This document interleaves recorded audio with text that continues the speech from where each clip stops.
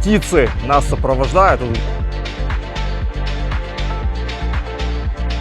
У нас потек один из ящиков. Стой, слот.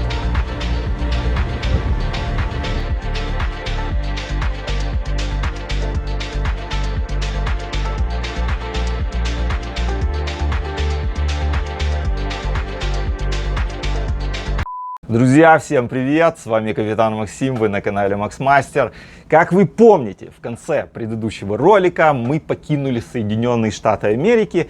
Да, у нас завершилось наше американское турне, и мы взяли курс на порт Нава-Шева, который находится в прекрасном государстве Индия. Как это будет, как мы будем переходить через эти два океана, какая длительность этого перехода, сейчас я вам обо всем расскажу. Еще раз, с вами капитан Максим, это канал Максмастер. Давайте будем начинать, полный вперед, поехали!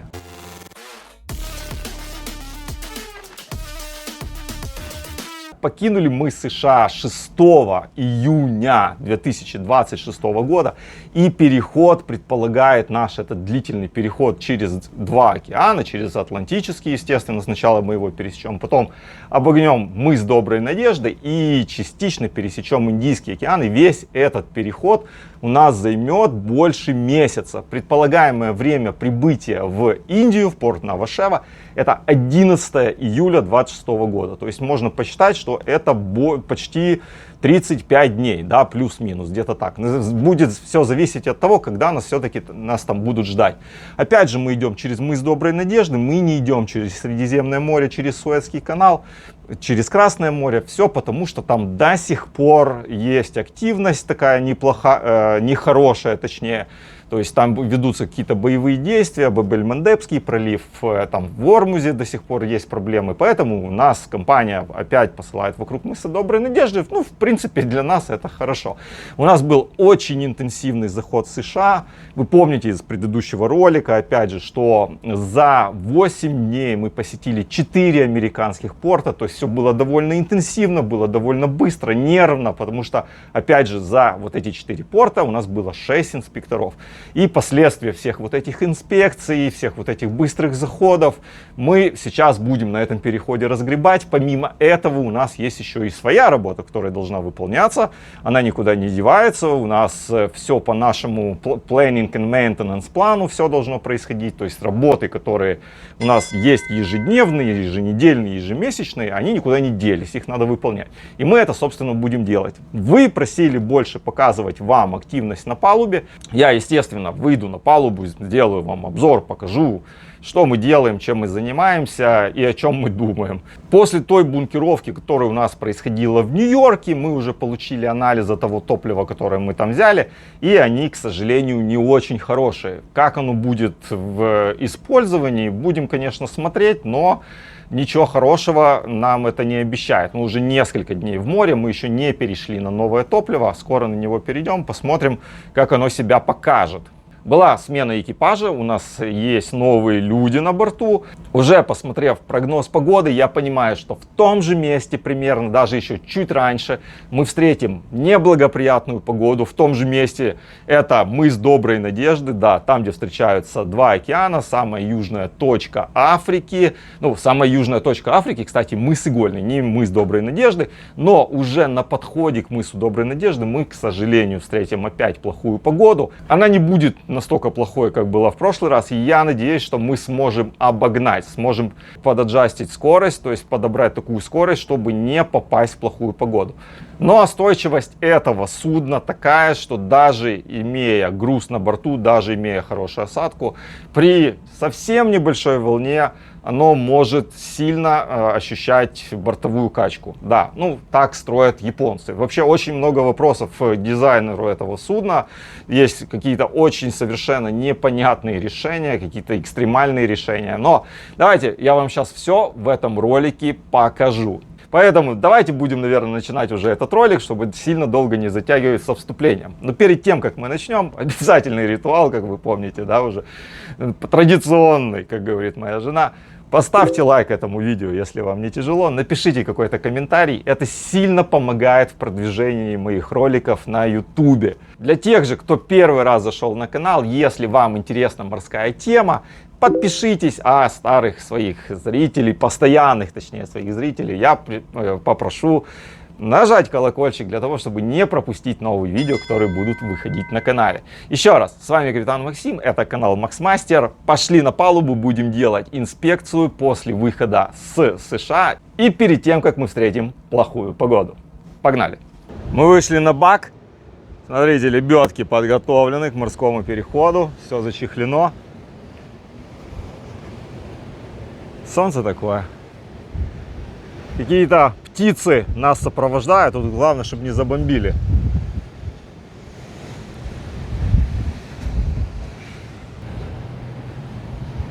С правого борта тоже все готово. Помните, у нас вот эта вот лебедка тогда, этот винт зажимной самораздался. Сейчас все готово. Сильно плохую погоду мы не ожидаем, но это природа, она спрашивать не будет. Вот так вот, друзья, тоже не должно быть. Вот этот шланг черный, это шланг для подачи воздуха на кэпстен, вот этот пневматический. Но проблема с этой стороны, вот с этим коннекшеном. Во-первых, он не должен быть закреплен вот так вот просто за леер. К леерам ничего не должно быть прикреплено. А во-вторых, посмотрите на этот коннекшен. Как вы думаете, он будет нормально работать? Он-то закрутится, я уверен. Но его состояние резьбы надо обработать, сделать, привести в божеский вид. Вообще убрать его отсюда, по-честному. Он не должен тут лежать. По крайней мере, он не должен здесь быть прикреплен.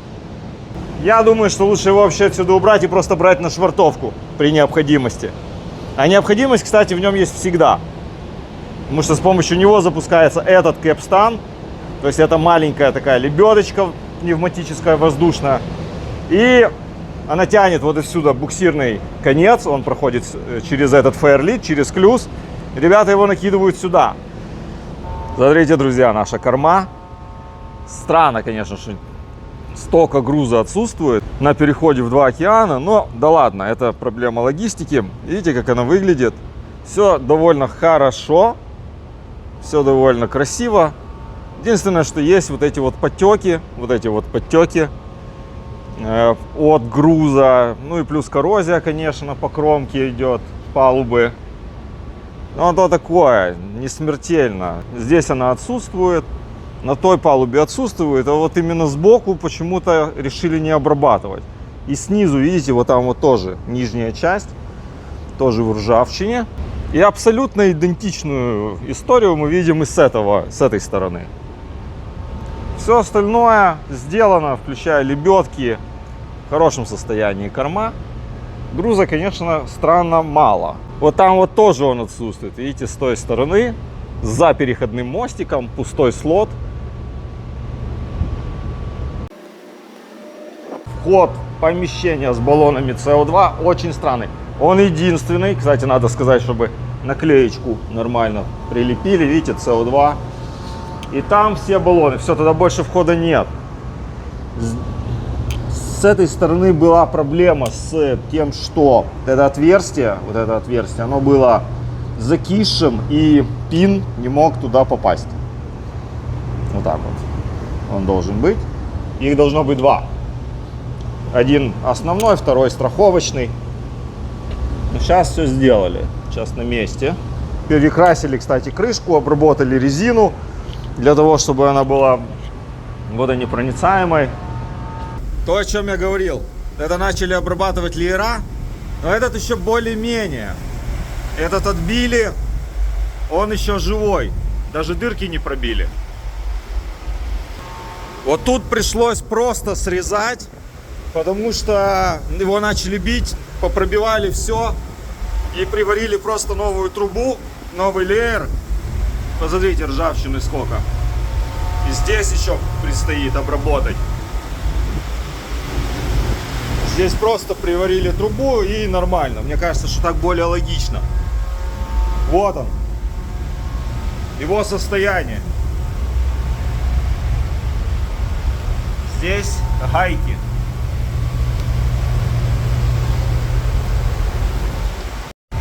Смотрите, состояние этого леера. А? Еще походит или будем... Или все-таки правильно сделали, что заменили? Этот тоже более-менее живой. Но тут часть отвалилась. Просто, видите, отвалилась. Даже не срезали. Просто нету. А этот обработали. Может, этот выжил. Еще одну секцию пришлось тоже срезать. А не секцию, одну трубу. Вот из этой секции одну срезали, эту оставили. Тут еще более-менее состояние. Ну и какой смысл вот эту трубу ремонтировать, скажите?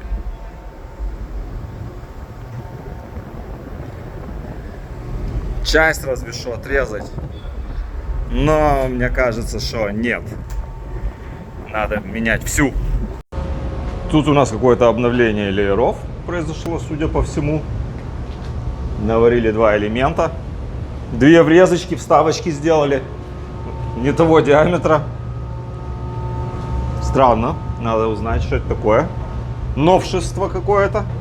И с этого борта такая же картина, как из противоположного. Тоже подтеки видны. Сверху палуба обработана. А вот кромка почему-то нет. А так, да, корма в хорошем состоянии. Все тут хорошо. С этого борта, видите, тоже груза нет. Мы в малярке. Есть очень важный нюанс. Смотрите. Видите, стоят, они пустые. Эти канистры пустые. Но они стоят на голом металле. Хранение даже пустых запрещено. Это будет, если это будет какой-то Port State контроль, они могут до этого, как бы сказать, пристать к этому, вот так вот скажем.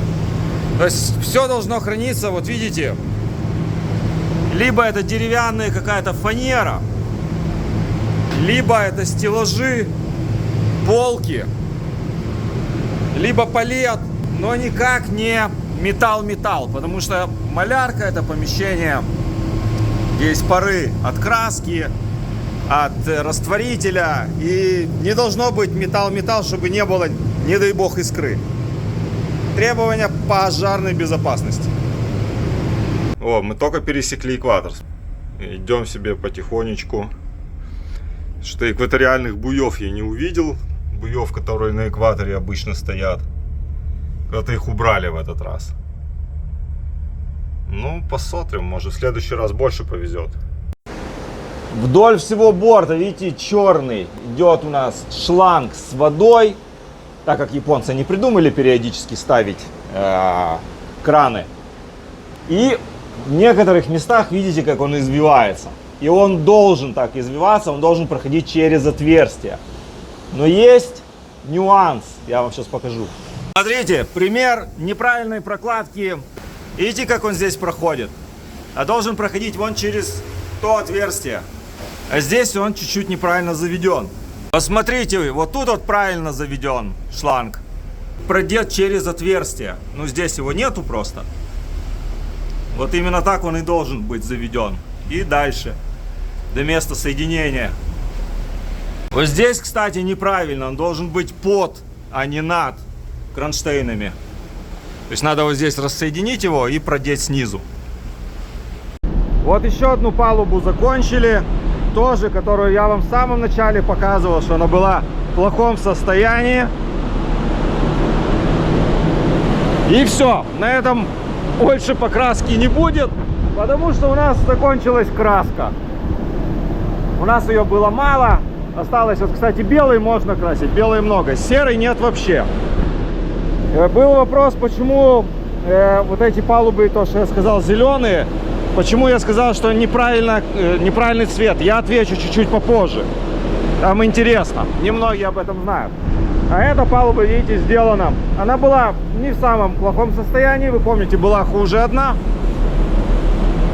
И эту сделали полностью тоже. Тем не менее. Переборки, все белое. Палуба серая, как положено.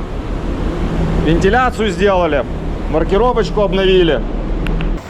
Экипаж проверяет крепеж перед плохой погодой. Обязательное мероприятие. Если что-то разболталось, нужно обязательно потянуть, чтобы по дороге ничего не потерять. Поднимался по трапу, увидел такую неприятность.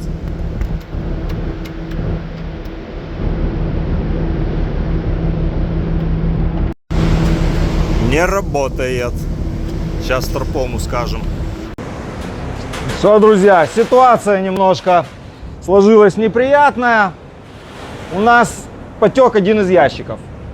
Сейчас мы делаем инвестигейшн, что в нем было, потому что по грузовому плану это не опасный груз. Похоже на какое-то масло. Сейчас будем выяснять, будем писать в контору, потому что накладных на этот груз у нас нет. У нас не на весь груз есть накладные. У нас есть на опасный груз, у нас есть на специальный груз, типа там OG и так далее. Есть на реф-контейнеры, а на простые контейнеры не всегда поступает сопровождение. Точнее, в 90% случаев накладные не даются на простые ящики. Сейчас будем писать, узнавать, что там такое. Там хрен что видно, конечно. Вон, видишь, лужа еще. Вот там. Но из-за того, что у нас дифферент на корму, метр, оно идет с носовой части. Какие прекрасные звуки в трюме!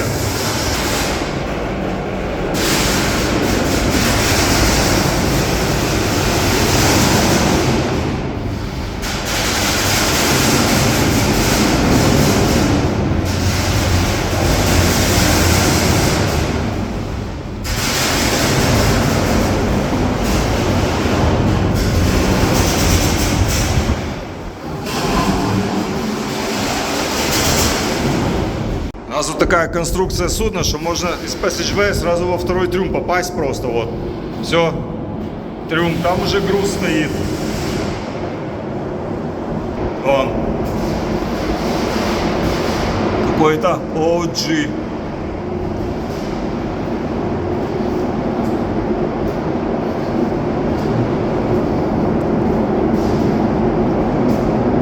Можно ходить гулять.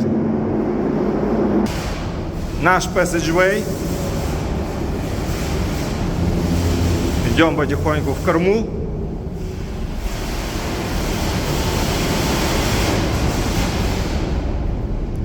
Так освещения, как бы кажется, мало, да? Маловато. Но, в принципе, для этого места тут больше и не надо. Для того, чтобы перемещаться безопасно, хватает. Потом закроют. Pilot Station. Pilot Door, то есть. Оп.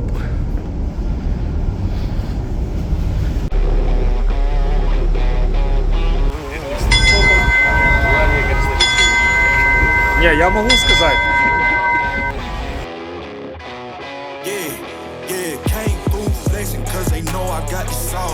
Got the presence on me, I can't ever take it off.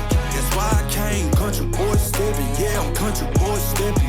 Country boy stepping, yeah, I'm country boy stepping. Yeah, they can't get like me, rocking boots and white tee. Designer on my cuff, ring something like a movie. Country boy stepping, yeah, I'm country boy stepping. Country boy stepping, yeah, I'm country boy stepping. Artist out the ranch, I just told you that I'm about it. I might take offense if you tell me that you doubt it. That's just what it is, yeah, I'm known to make it rowdy. Then I'm for the fit, and I drive a wide body. Who you know, but like this, nobody. Can't go slow, I gotta hit that body. I'm the top, for the top, I can't never take a break. Yeah, I'm hot, and you not, that's why all my records bang. Oh, it's been a long, hard road, gotta go home. Yeah, yeah, yeah, yeah, yeah. Oh, and I know you love the way that I'm gon' keep going. Yeah, yeah, yeah, can't do flexing, cause they know I got the sauce. Got the presence on me, I can't ever take it off. Шли, нормально себе, никого не трогали, все было спокойно, тихо, мирно. Тут вот приближается к нам какая-то нехорошая история, вот оттуда вот, снизу, слева, но она проходит. Подходим мы к мысу Доброй Надежды, к нашему уже любимому. Здесь мы вынуждены были чуть изменить курс, потому что появился свел, хотя на карте его как бы и нету. И тут вот мы уже ускоряемся для того, чтобы убежать от шторма, который вот идет с юго-запада. И ускорились на все деньги. Вот тут убегаем. Ну и по прогнозу должны его проскочить, хотя еще не проскочили. На текущий момент вот такая вот у нас ситуация. Как бы все спокойно, но до этого качало, несмотря на то, что на карте прогноза все было довольно благополучно. Но из-за мореходных качеств судна нас довольно-таки сильно ложило по 15 градусов, по 10-15 градусов. Друзья, интересный вопрос мне подписчик задал, постоянный подписчик. И он не всегда я его комментарии понимаю, что он имел в виду, но он задал вопрос. Неужели вам не виднее, как вам красить, какой краской, каким цветом и так далее? Тут есть нюанс. Объясняю. Смотрите, мы красим в соответствии с Finish Color Plan. Он может еще называться Painting Plan, Finish Painting Plan и так далее. Ну, в общем, много может названий у него быть, но суть одна. Здесь перечисляется, какая краска, какого цвета и где она должна быть. Вот, по всем там weather part, outfitting, трюма, ну, я буду объяснять, понятно, engine room, машинное отделение, внутри, снаружи и так далее. Почему, собственно, стал вопрос, почему зеленая палуба или серая? Вот здесь есть диаграмма, на которой обозначается, какого цвета должна быть палуба в каком месте. И здесь мы видим, что вот она, наша accommodation, да, accommodation deck, она gray. Серый цвет, вот оно, gray. Дальше, accommodation house, это переборки, то есть она white. Ну и вентиляция, естественно, white и так далее. Здесь по всем палубам есть. Почему же в некоторых местах она оказалась у нас зеленая? Есть объяснение, и я понял почему. Наш поставщик краски тоже составляет свою так называемую вот жетун. Это наш поставщик краски. И жетун Maintenance Chart — это то, как он распределяет краску по пароходу. И вот здесь вот есть так называемый Deck House Outside. Вот Deck House — это вот все.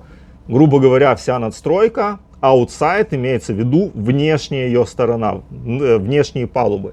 И они написали у себя вот здесь вот Deck House Outside Exposed Deck. То есть те палубы, которые, ну, открытые палубы. Не внутри, а вот именно открытые. Они написали тут почему-то green.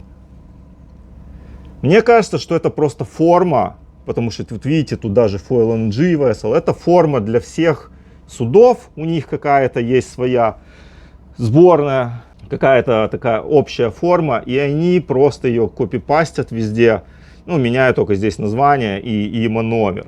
Но она никак не состыковывается, ну, она состыковывается, конечно, но в каких-то местах не совпадает вот с этой. То есть здесь у нас gray, здесь у нас green. Я когда это увидел, задал вопрос суперинтенданту, говорю, как будем решать, что делать, gray или все-таки green?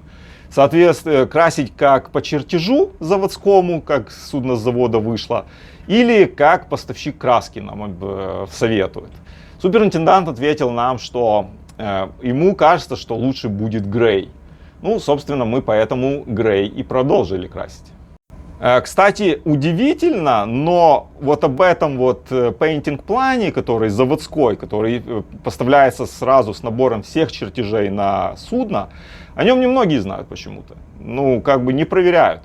Мы вот проверили, у нас просто возник диссонанс. Почему у нас одна палуба зеленая, верхняя палуба мостика, она зеленая.